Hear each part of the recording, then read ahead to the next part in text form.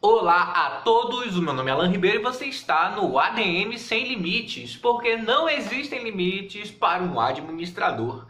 E hoje nós chegamos finalmente à nossa última aula do curso de Administração Científica. Caramba, eu passei mais de um ano para fazer esse curso. Não vou fazer outro curso detalhado desse jeito, porque eu não tenho tempo para fazer tanto curso assim, detalhado. Mas eu acho que vai ser um ótimo curso aí disponível na internet, ok? Mas então vamos lá, vamos falar hoje sobre as críticas feitas à administração científica.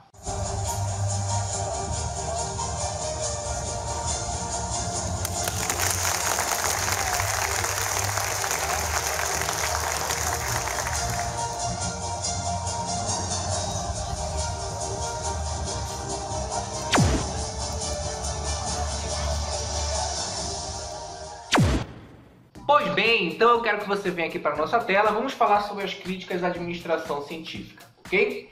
A primeira das críticas à administração científica diz respeito ao mecanicismo, ok? Os estudiosos da época, cientistas, enfim, pessoas influentes, filósofos, diziam que criticavam a administração científica pelo fato de ela ser muito mecanicista. O que é ser mecanicista?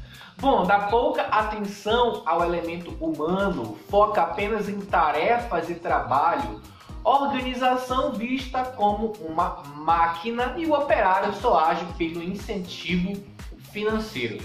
Então, basicamente, quando se diz respeito à administração científica, mecanicismo, as pessoas criticavam a administração científica porque diziam que ela era muito mecanicista, diziam que ela tinha ali, tratava o homem como uma máquina, tratava o homem como um ser que não pensava, um cara que só tinha que executar tarefas. E ninguém quer só executar tarefas, um trabalho muito chato, um trabalho muito monótono.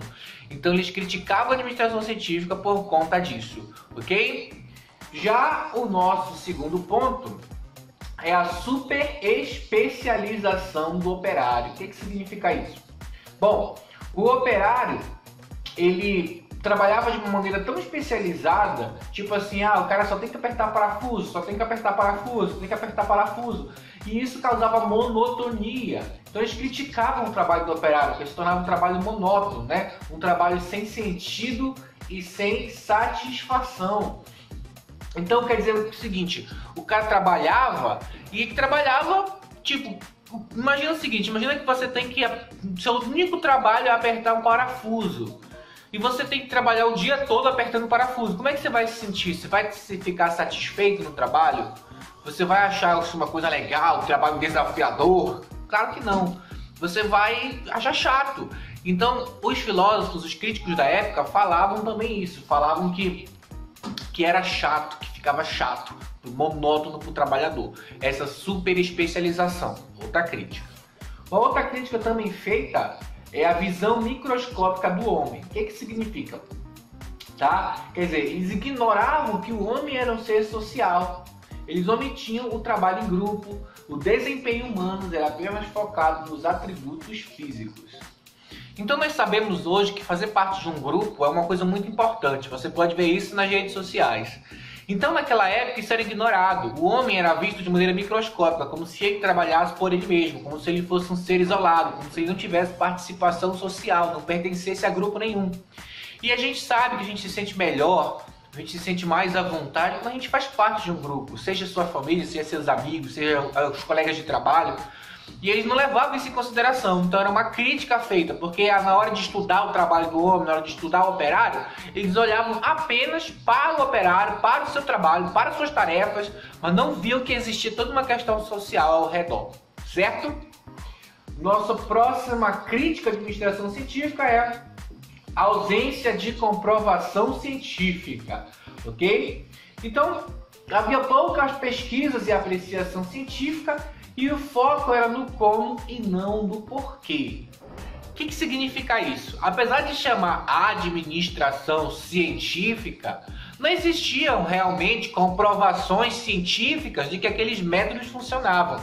Aqueles métodos eles eram mais empíricos, eles eram mais focados em focado em, como que eu vou falar, em experiência própria do operário.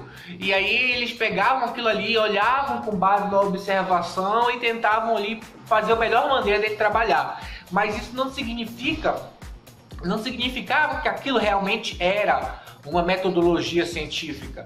Então chamavam de administração científica, mas os críticos falaram, mas espera aí, e não tem comprovação científica disso, que isso realmente funciona. Embora tenha tido resultados muito impressionantes na época, e embora também a gente pode dizer que mudou muita coisa no que diz respeito à parte de produção, mudou muita coisa no que diz respeito à parte de velocidade, de eficiência, de redução de custos, mas não era de fato ali algo científico, não tinha realmente comprovação científica como o método científico diz que tem que ser, ok? Próxima crítica seria a abordagem incompleta da organização. Por que abordagem incompleta? Porque se limitou ao aspecto formal e se omitia a organização informal. Então a administração científica, segundo os críticos, ela se preocupava somente com a parte formal. O que é a parte formal? É a parte do como tem que ser. Que o supervisor fica olhando os trabalhadores fazem suas tarefas, cada um segue as regras que tem que ser. Caso você não saiba, caso você não tenha visto esse vídeo, nas aulas anteriores do curso a gente falou que existia questões de normas, existia a maneira correta de ser feito, então era um planejamento gerado num plano, e esse plano era dado ao trabalhador, o trabalhador tinha que trabalhar daquele jeito, conforme aqueles movimentos e tal, estudo de tempos e movimentos, estudo da fadiga humana. Então se preocupar com esses aspectos formais, mas não os aspectos informais, quer dizer, e a amizade que o cara faz no ambiente de trabalho, e o colega dele, e o grupo em que ele faz parte, isso tudo era omitido dentro da organização científica, e isso tudo gera também algo que afeta o trabalho do cara, afeta o trabalho do operário, ok? Então, tipo, o cara é influenciado pelo grupo, o cara é influenciado como ser social, e aí se a gente olha somente o aspecto formal e não olha o informal, a gente não está fazendo uma abordagem completa, a gente está fazendo uma abordagem incompleta da organização, ok? Outro ponto, limitação do campo de aplicação. Limitar os operários de produção em fábrica, ignorou os aspectos financeiros, comerciais, logísticos e tal. Então o que significa isso? Ok? Muito bem. Naquela época em que a administração científica surgiu, ela era aplicada basicamente nas fábricas e existia apenas um foco no operário e também nos gerentes. Os gerentes ali, eles se comunicavam com o operário, os gerentes decidiam como o trabalho deveria ser feito e os operários iam lá e faziam. Então era basicamente isso, era o foco da administração científica. Mas não se levava em consideração aspectos de marketing, aspectos comerciais, aspectos de logística, ou seja, existia toda uma parte a mais dentro de uma organização, dentro de uma empresa, que não era vista pela administração científica. Então isso acabava sendo algo a ser criticado pelos críticos da época, certo? Uma outra coisa é que a abordagem da administração científica é uma abordagem prescritiva e normativa, ou seja, uma abordagem cheia de regras, né? Quer dizer, vai tudo como uma receita de bolo. E o que isso significa? Significa basicamente que, caso você não tenha entendido ainda, por exemplo, the best one way, né, um termo muito usado na administração científica, a única maneira certa de se fazer. Taylor estudava um trabalho, ele dizia, esse trabalho aqui tem que ser feito dessa maneira, e essa maneira é a única maneira certa de se fazer, the best one way. Então ele estabelecia ali um documento, uma espécie de regra para dizer que aquele trabalho tinha que ser feito assim, assim, assim, assim, assado. E basicamente a administração científica toda se baseava nisso. Fazer um planejamento do trabalho do cara e o cara tinha que seguir esse planejamento. Então existiam regras, existiam normas, ok? Passavam algo de como tinha que ser, então o cara tinha que fazer como tinha que ser.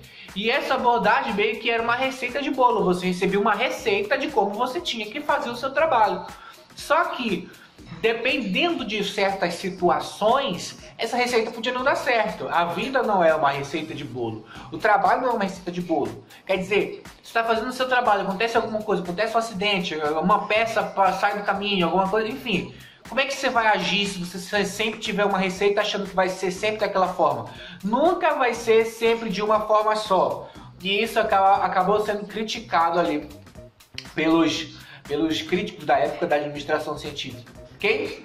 Nós também temos mais uma crítica, que é a abordagem de sistema fechado. E o que isso significa, abordagem de sistema fechado? É que o foco era apenas dentro e ele não focava do lado de fora, né? O ambiente em que a organização está inserida era ignorado.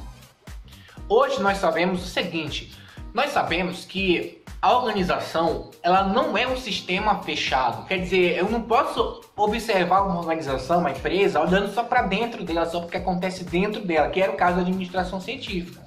Nós temos várias outras variáveis que estão externas a ela, ok? Embora a organização científica já tratava a parte de dentro, somente falando da gerência e dos trabalhadores. Basicamente era isso. E além de ser uma abordagem incompleta dentro, ainda não considerava o aspecto de fora. O que são aspectos de fora? Por exemplo, uma organização está inserida no meio físico. Se acontecer uma catástrofe natural, aquilo pode afetar a organização. Uma organização está dentro de um ambiente político. Se acontecer uma mudança na lei, pode afetar a organização. Tudo isso é externo à organização. E a administração científica, ela não se preocupava com isso. Ela não se preocupava com a parte externa, com o ambiente que estava inserido. Então isso também era criticado. Certo? Bom, essas foram as nossas videoaula, né, de críticas à administração científica. Eu espero que você tenha gostado da aula, espero que te ajude. E assim nós encerramos o curso de administração científica. Eu não falei sobre Fordismo, não falei sobre o princípio de eficiência de Emerson, que eu ia falar, estava previsto para falar no curso, mas não falei. Isso vai ficar para uma aula posterior, vou falar só sobre Fordismo, falo só sobre o princípio de eficiência de Emerson, que também faz parte da administração científica, mas a gente deixou de fora aqui nesse momento. Ok? Terminamos o curso agora, espero que você tenha gostado. Eu peço que você comente aí abaixo dizendo se você gostou do curso todo, ok? Uma playlist, é um curso completo de administração científica. Não existe outro curso de administração científica no YouTube que nem esse, tão completo assim. Eu espero que você possa aproveitar, espero que você tenha gostado. Peço que se inscreva no canal. Divulgue para os seus amigos aí que estão no primeiro semestre de administração, porque a primeira teoria que eles vão estudar é a teoria científica, ok? E eu espero que vocês tenham sucesso, tá bom? E nunca se esqueça que não existem limites para o administrador.